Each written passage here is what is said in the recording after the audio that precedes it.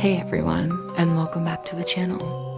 If you're into real Halloween horror stories that make you double check your locks and peer out your windows, then you're in the right place. Hit that subscribe button, ring the notification bell, and stick around till the very end, because tonight's tale is one that still sends shivers down my spine.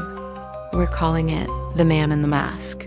This story, believe it or not, is based on true events that unfolded in a quiet, unassuming small town back in 2014. To this very day, the identity of the man at its center remains a complete mystery. Our story revolves around a young woman named Clara. She was just 17, doing what many teenagers do on Halloween night, babysitting. She was looking after two kids, a little boy named Ben and his younger sister, Lila, while their parents enjoyed a costume party. The evening started out perfectly normal. The kids, all tucked into their pajamas, were engrossed in a movie, surrounded by a mountain of Halloween candy. Outside, the world was quieting down. Most of the trick-or-treaters had already gone home, their plastic pumpkins full. Then, around 10:30 p.m., there was one last unexpected knock on the front door. Clara, figuring it was just a straggler, went to answer it. Standing there was a man in a plain white mask, completely smooth, blank, the kind you'd find in a cheap costume shop. But here's the thing, he wasn't wearing any other costume, just a dark hoodie, gloves, and that unsettling mask. He didn't say a word. He simply tilted his head ever so slightly and held out a small candy bag.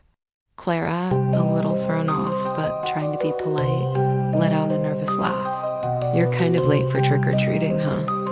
The man remained utterly still, not a twitch, not even a breath loud enough to hear. Something about his complete silence, his rigid posture, felt profoundly wrong.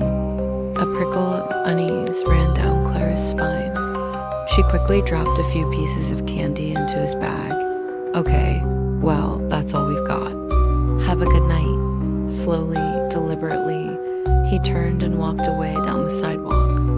Clara wasted no time. She shut the door, locked it tight, and then went upstairs to check on Ben and Lila. Both were half asleep, safe and sound. Deciding she'd stay up until the parents returned, she settled back down.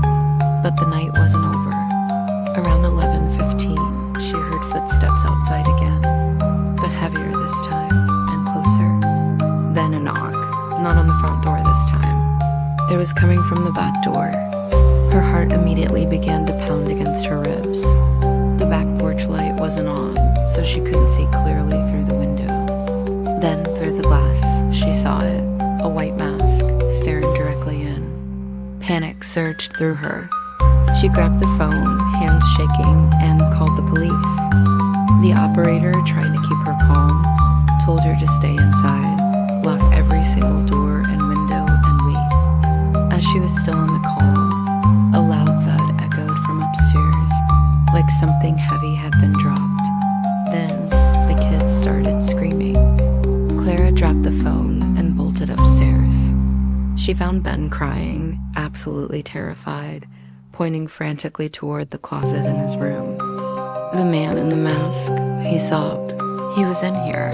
Clara's hands were trembling as she cautiously approached and opened the closet door. It was empty, but on the carpet inside, clear as day, were muddy shoe prints leading out of the small window in the corner. When the police finally arrived, they searched the house. They found more muddy footprints around the exterior. But here's the chilling part. There were no footprints leading away from the property. It was as if the man had simply vanished into thin air. The only strange thing they discovered was that candy bag he'd been holding, sitting neatly on the back porch. Inside were the very same candies Clara had given him earlier, but every single piece had a tiny razor blade pushed inside it. The police officers who'd seen their share of disturbing things on Halloween night said this was by far the most unsettling. They never caught him. And here's the part that truly keeps people awake at night. Every year since then, on Halloween night, someone leaves an empty candy bag on that very same porch. No fingerprints, chills, do me a favor, smash that like button, and comment, I saw the mask, down below. And remember friends, not every knock on Halloween night is from a trick-or-treater. Stay safe out there.